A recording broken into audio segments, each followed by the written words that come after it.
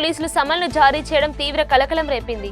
Amit Shah fake video కేసులో పలువురికి ఢిల్లీ పోలీసులు సమన్లు జారీ చేశారు.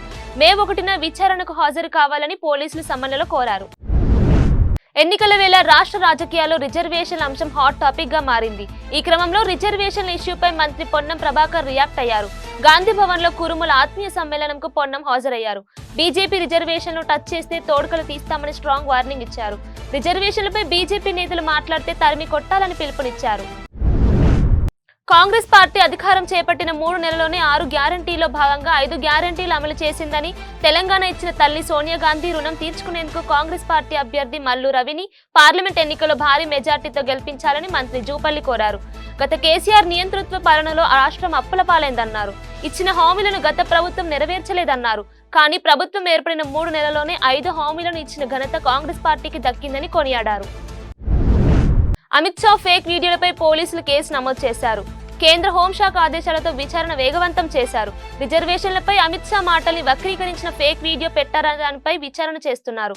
ఇంకా ఈ ఫేక్ వీడియోపై ప్రధాని మోడీ సైతం స్పందించారు. ఫేక్ వీడియోలను సృష్టించే వాళ్లను గుణపాఠం చెప్పాలని హెచ్చరించారు.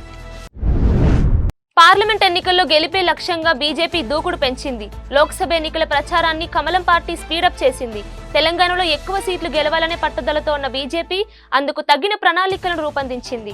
తెలంగాణలో బీజేపీ అగ్రనేతల పర్యటనలు నిర్వహించేలా ప్లాన్ సిద్ధం చేసింది. మన దేశ ఆర్థిక వ్యవస్థను ప్రధాని మోదీ 11 స్థానం నుంచి 5వ స్థానానికి తీసుకొచ్చారని బీజేపీ జాతీయ అధ్యక్షుడు జేపీ నడ్డా అన్నారు. భద్రాద్రి కొత్తగూడెం జిల్లాలో నిర్వహించిన బీజేపీ సభలో ఆయన పాల్గొన్నారు. మరో 2 ఏళ్లలో మన దేశం ప్రపంచంలోనే 3వ అతిపెద్ద ఆర్థిక వ్యవస్థగా మారుతుందని చెప్పారు. రష్యా, చైనా ఆర్థికంగా బలహీనపడితే భారత్ బలపడిందని తెలిపారు. దేశంలో పేదరికం నుంచి 25 కోట్ల మంది బయటపడేలా చేశామని అన్నారు. మోదీ నాయకత్వంలో రామ మందిరం నిర్మించామని అన్నారు. జమ్మూ కాశ్మీర్లో 370 ఆర్టికల్ తొలగించామని చెప్పారు. పార్లమెంట్ ఎన్నికల వేళ బీఆర్ఎస్ కు మరో బిగ్ షాక్ తగిలింది. బీఆర్ఎస్ కు గుత్తా అమిత్ రెడ్డి రాజీనామా చేశారు. ఇక రాజీనామా చేసిన అనంతరం కాంగ్రెస్ లో చేరారు. ఏఐసీసీ ఇన్ఛార్జ్ ప్రధాన కార్యదర్శి దీపాదాస్ మున్షి సమక్షంలో కాంగ్రెస్ కండువా కప్పుకున్నారు. కార్యక్రమంలో మంత్రి కోమటిరెడ్డి, ఏఐసీసీ కార్యదర్శి రోహిత్ రెడ్డిలు ఉన్నారు. అయితే గత కొంతకాలంగా ఉమ్మడి నల్గొండ బీఆర్ఎస్ నేతలపై గుత్తా అసంతృప్తిగా ఉన్నారు. ఈ నేపథ్యంలోనే ఇవాళ పార్టీలో చేరారు. నవభారత నిర్మాణంలో మరోసారి మోడీని నిలబెట్టుకోవడంలో బీజేవైఎం నేతలు కీలక పాత్ర పోషించాలని పిలుపునిచ్చారు మహబూబ్ నగర్ బీజేపీ ఎంపీ అభ్యర్థి డీకే అరుణ. జడ్చర్లలోని ప్రేమ్ రంగ గార్డెన్స్ లోని నిర్వహించిన బీజేవైఎం యువ సమ్మేళనంలో పాల్గొన్న ఆమె బీజేవైఎం నేతలకు దిశానిర్దేశం చేశారు. ఈ దేశ భవిష్యత్ బాగుపడాలి అంటే మరోసారి మోడీని గెలిపించుకోవాలని పిలుపునిచ్చారు. యువకులంతా కష్టపడి పనిచేసి బీజేపీ గెలుపులో భాగస్వామ్యం కావాలని పిలుపునిచ్చారు. రిజర్వేషన్లు తీసేయాలని కుట్రకు చేస్తున్న బీజేపీని బొండ పెడతామంటూ ఫిషర్మెన్ కాంగ్రెస్ శ్రేణులు ట్యాంక్ బండ్ వద్ద నిరసన కార్యక్రమం చేపట్టారు. ఫిషర్మెన్ కాంగ్రెస్ అధ్యక్షులు సాయి కుమార్ ఆధ్వర్యంలో నిరసనకు దిగారు. బీజేపీ రిజర్వేషన్లు రద్దు చేయాలని కుట్రలు చేస్తుందని ఆరోపించారు. అధికారంలోకి రాగానే రిజర్వేషన్లు పెంచుతామంటున్న కాంగ్రెస్ పార్టీకి మద్దతు ఇస్తున్నట్లు వారు ప్రకటించారు. కాంగ్రెస్ పార్టీలోకి వలసల జోరు కొనసాగుతూనే ఉంది. వర్ధన్నపేట నియోజకవర్గం హసన్పర్తి మండలం ఉపాధ్యక్షులు బండ రత్నాకర్ రెడ్డి గాంధీ భవన్ లో హస్తం గూటికి చేరారు.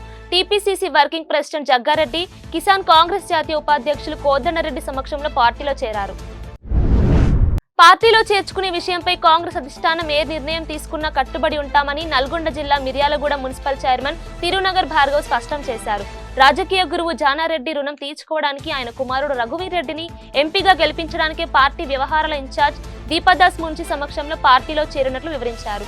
తమ చేరికను కొంతమంది వ్యతిరేకించిన బాధాకరణమన్నారు. రాష్ట్ర వ్యాప్తంగా కాంగ్రెస్ గన్ వాపసీ పిలుపు మేరకే స్వచ్ఛందంగా పార్టీలోకి వచ్చినట్లు చెప్పారు. కాంగ్రెస్ ప్రభుత్వం అధికారంలోకి వచ్చిన 4 నెలల్లోనే ప్రజల్లో తీవ్ర స్థాయిలో వ్యతిరేకత మొదలైందన్నారు బీఆర్ఎస్ పార్టీ అభ్యర్థి కొప్పుల ఈశ్వర్ అన్నారు.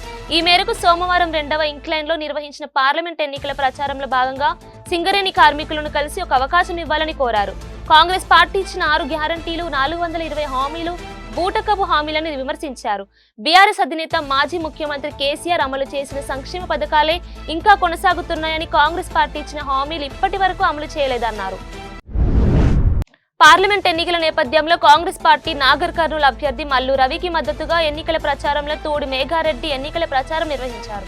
ఎన్నికల ప్రచారంలో భాగంగా మార్నింగ్ వాక్ లో వనపర్తి పట్టణ వాసులను, మహిళలను కలుస్తూ కాంగ్రెస్ పార్టీకి మద్దతు ఇవ్వాలని కోరారు. నాగర్ కర్నూలు పార్లమెంట్ ఎంపీ అభ్యర్థి డాక్టర్ మల్లు రవిని గెలిపించాలన్నారు.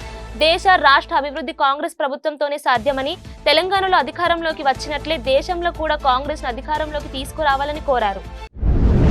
ప్రజల హక్కులను భంగపరిచే విధంగా కాకతీయ యూనివర్సిటీలో మేధావులపై దాడి జరిగిందని ఎమ్మెల్యే కడియం శ్రీహరి అన్నారు.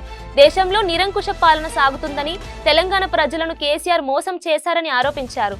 కేసీఆర్ పూనకాలు వచ్చినట్లు మాట్లాడడం చూస్తుంటే హాస్యాస్పదంగా ఉందని ఎద్దేవా చేశారు. ఒక్క లోక్సభ స్థానంలో కూడా బీఆర్ఎస్ పార్టీ గెలవదని కడియం జోస్యం చెప్పారు. బీసీలకు ఎక్కువ సీట్లు ఇవ్వాల్సింది కానీ అనివార్య కారణాల వల్ల ఇవ్వలేకపోయామని TPCC working president MLC Mahesh Kumar Goud అన్నారు. గాంధీ భవన్ లో కురుమల ఆత్మీయ సమ్మేళనంలో మహేష్ కుమార్ గౌడ్ పాల్గొన్నారు. బీసీ వర్గంలో కురుమ సంఖ్య పెద్దదేనని తెలిపారు. కురుమలకు రాజకీయ అవకాశాలు రావాలన్నారు. గద్వాలో సరితకు కాంగ్రెస్ పార్టీ అవకాశం ఇచ్చింది కానీ అక్కడ కొన్ని కారణాల వల్ల ఓటమి పాలైందని వెల్లడించారు. ఐలయ్య ఆధ్వర్యంలో సీఎం ని కలిసి కురుమలకు పార్టీల ప్రభుత్వంలో మరిన్ని అవకాశాలు వచ్చేలా చూస్తామని మహేష్ కుమార్ గౌడ్ చెప్పుకొచ్చారు. ఎన్నికల ప్రచారంలో కాంగ్రెస్ మెదక్ ఎంపీ అభ్యర్థి నీలం మధు దూకుడు పెంచారు. ప్రచారంలో భాగంగా మార్నింగ్ వాకర్స్ తో కలిసి మాట్లాడి వారి సమస్యలను అడిగి తెలుసుకున్నారు. కాంగ్రెస్ ప్రభుత్వం దేశంలో అధికారంలోకి వచ్చిన తర్వాత సమస్యలను వెంటనే పరిష్కరిస్తామన్నారు. ఇక స్థానిక మార్కెట్లో పర్యటించిన నీలం మధు అక్కడ ఉన్న వారిని కష్టాలను అడిగి తెలుసుకున్నారు. కడియం శ్రీహరిపై మందకృష్ణ మాదిగ చేసిన వ్యాఖ్యలను ఖండిస్తున్నామన్నారు. తెలంగాణ కాంగ్రెస్ ఎంఆర్పీఎస్ రాష్ట్ర అధ్యక్షుడు బొట్ల మహర్షి తెలంగాణలో బీజేపీ ప్రభుత్వానికి కొమ్ము కాస్తున్న దళిత నాయకుడు మందకృష్ణ అని ఆరోపించారు. మోడీ మొప్పు కోసం దళిత జాతికి మందకృష్ణ అన్యాయం చేస్తున్నాడని విమర్శించారు. ఏది ఏమైనా వరంగల్ పార్లమెంట్ కాంగ్రెస్ అభ్యర్థి కడియం కావ్య గెలుపు ఖాయమన్నారు.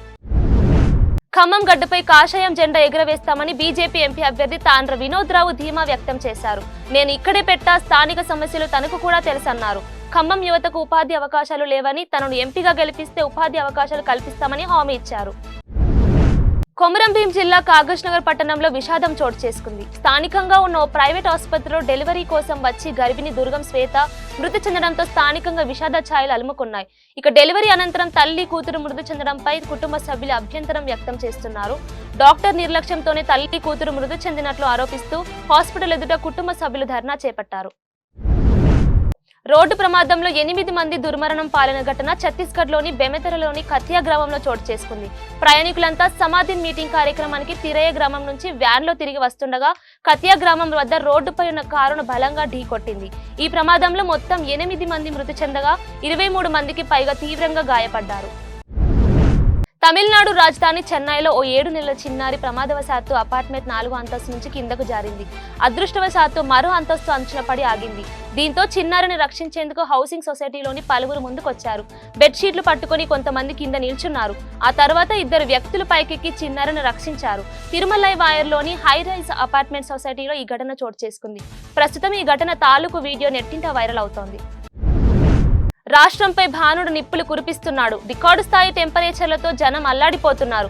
మే నెలలో ఇంకా ఎండల తీవ్రత ఎలా ఉంటుందో అని భయపడుతున్నారు పబ్లిక్. ఎండవేడి రోడ్లపై కాకుతో పబ్లిక్ ఇండ్ల నుంచి బయటకు రావాలంటేనే జంకుతున్నారు. రాష్ట్ర వ్యాప్తంగా పలు జిల్లాల్లో అక్కడక్కడ వడగాల్పులు వీచే అవకాశం ఉండడంతో ఎల్లో అలర్ట్ జారీ చేసింది వాతావరణ శాఖ. ఆదిలాబాద్, కొమరంభీం, ఆసిఫాబాద్, మంచిర్యాల, నిర్మల్, నిజామాబాద్, జగిత్యాల, రాజన్న సిరిసిల్ల, కరీంనగర్, పెద్దపల్లి, ఖమ్మం, నల్గొండ, సూర్యాపేట జిల్లాలకు ఎల్లో అలర్ట్ జారీ చేసింది.